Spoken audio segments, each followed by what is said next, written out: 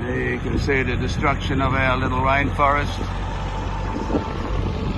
The government councils raided and taxed us out of here, so we've had to cut all these trees down. They should have been paying us carbon credits and paying us to stay here instead of penalising us for living on this property with all these trees. So giving us no option but to cut all our little forest down. So all the trees have all been cut down. There's more to be cut down. It'll be all destroyed. Our little private forest all ruined because of government policies.